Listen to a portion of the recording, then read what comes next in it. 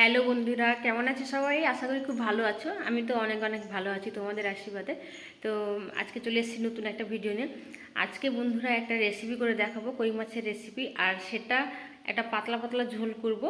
তো সেই রেসিপিটা আজকে আমি তোমাদের সঙ্গে দেখাবো। ফুলকপি, এখন শীতের সময় ফুলকপি উঠেছে, তো সেই ফুলকপি আর নতুন নতুন আলু উঠেছে, নতুন আলু দিয়ে ফুলকপি দিয়ে পাতলা পাতলা ঝোল করব। আর মাছ আমাদের বাড়িতে এখন যে ডাকা ধরেছিল সেই মাঠে মাছ, তো মাছ নিয়ে এসছে, কই মাছ।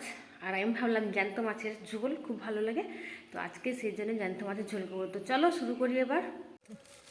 এদিকে দেখো, মা কিন্তু মাছগুলোকে বের করে নিচ্ছে পলিথিন থেকে। অনেকগুলো মাছ দিয়েছিল কাকা, আর কত বড় বড় দেখো মাছগুলো। এই মাছগুলো মাঠে ছিল, মাঠে জল শুকিয়ে এখন ধান চাষ করে হয়েছে, ধান গাছ যে কাটা হয়ে গেছে, ধান তুলে নিচ্ছে সবার বাড়িতে। আর সেই যে মাঠে জল ছিল একটু একটু করে, সেই মাঠে এই মাছগুলো ছিল। যে মা কিন্তু মাছগুলো কেটে দিচ্ছে, মা কাটুক, আর ততক্ষণে আমি সেখানে মশলাপাতি এবং সবজিগুলো কেটে নিই।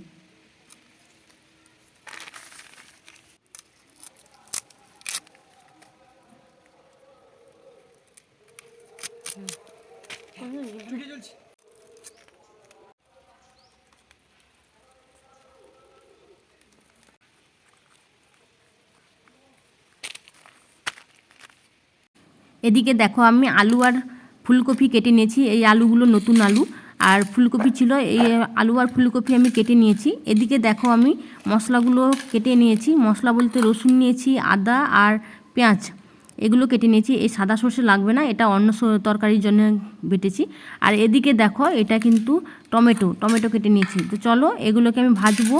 আর এদিকে প্রথম দেখো মাছ চলে এসছে, মাছগুলোকে আমি প্রথমে নুন হলুদ দিয়ে ভেজে নেব। এগুলো ভাজতে ভাজতে আমি মশলাটা বেটে নেব।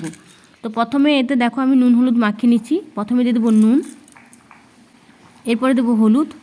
তো এটাকে এখন আমি মাখিয়ে নেব।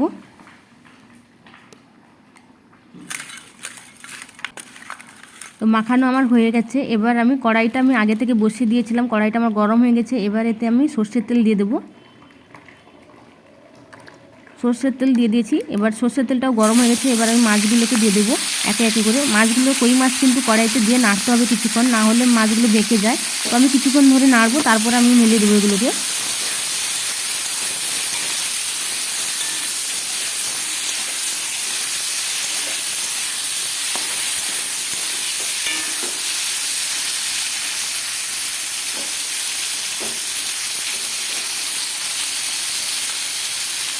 হয়ে গেছে। দেখো এক সাইড আমার ভাজা হয়ে গেছে। এবার আর এক সাইড উল্টে দিই ভাজার জন্য, আর এক সাইড উল্টে দিচ্ছি ভাজার জন্য। এটা ভাজা হতে হতে আমি ততক্ষণে মশলাগুলো বেটে নেবো সেদিকে।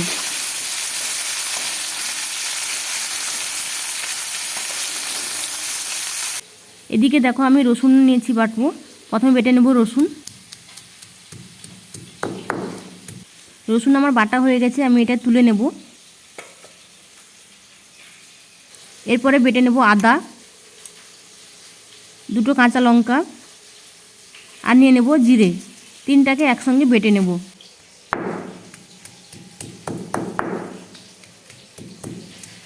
বাটা হয়ে গেছে তিনটা, আমি এবার এটাকে তুলে নেব। এদিকে মাছও আমার ভাজা হয়ে গেছে, মাছগুলোকে আমি তুলে নেব। সেই কড়াইতে আবার একটু তেল দিয়ে দেবো। এতে আবার ফুলকপি আর আলু ভেজে নেব একসঙ্গে।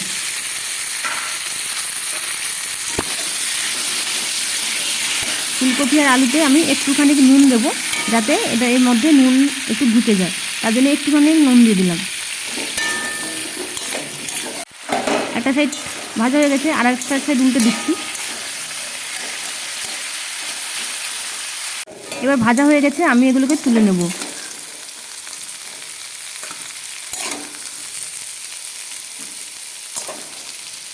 ওই কড়াইতে আরেকটু তেল দিয়ে দিচ্ছি। এবার ফোড়নে দিলাম দুটো শুকনো লঙ্কা, এই লঙ্কাগুলো আমার বাড়ির লঙ্কা, আর দিলাম জিরে।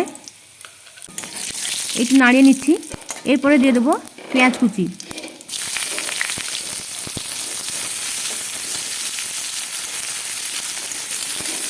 এরপরে দিয়ে দেবো রসুন বাটা।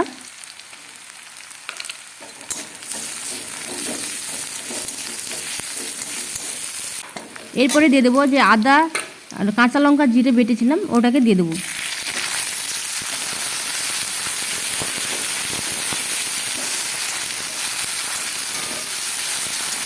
এরপরে দিয়ে দেবো টমেটো কুচি,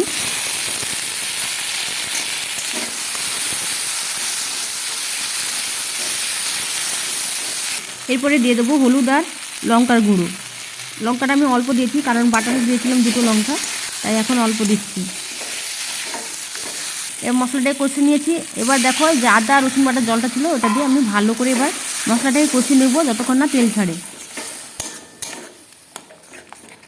মশলাতে দেখো এবার তেল ছেড়ে গেছে। এবার কিন্তু আমি আলু আর ফুলকপি যে ভেজে রেখেছিলাম ওইগুলো দিয়ে দেবো।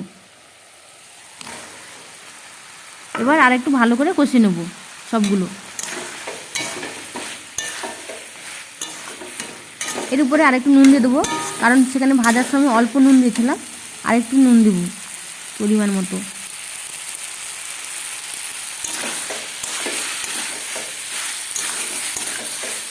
সবগুলো আমার মোটামুটি কষানো হয়ে গেছে। এবার আমি দিয়ে দেবো জল, পরিমাণ মতো এবার জল দেবো। জলটা আরেকটু লাগবে, কারণ পাতলা পাতলা ঝোল করব, তার জন্য আরেকটু জল দেবো। দিয়ে দিয়েছি।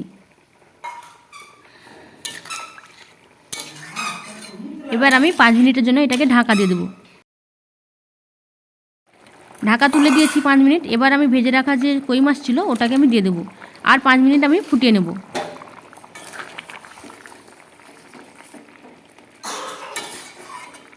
আলু টালু আমি দেখে নিয়েছি, ওগুলো সব সেদ্ধ হয়ে গেছে। তো মোটামুটি এটা দেখো কমপ্লিট হয়ে গেছে। এবার লাস্টে আমি দিয়ে দেবো ধনেপাতা কুচি।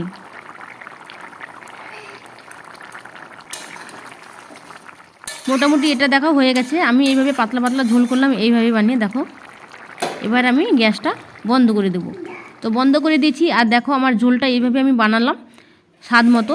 তো তোমরা দেখো কেমন লেগেছে আমার ভিডিওটা, আর এটা তোমরা এরকম বাড়িতে ট্রাই করে দেখো, অবশ্যই ভালো লাগবে। পাতলা পাতলা কই মাছের ঝোল অবশ্যই খেতে ভালো, আর শরীরের পক্ষে খুবই সুস্বাদু বা স্বাস্থ্যের পক্ষে খুবই ভালো। তো এইভাবে বানিয়ে খাও, আর ভালো লাগলে অবশ্যই আমার চ্যানেলটাকে লাইক, কমেন্ট, শেয়ার, সাবস্ক্রাইব করে দিও। আজকের মতো টাটা সবাই বন্ধুরা, সবাই ভালো থেকো, সুস্থ থেকো, সাবধানে থেকো।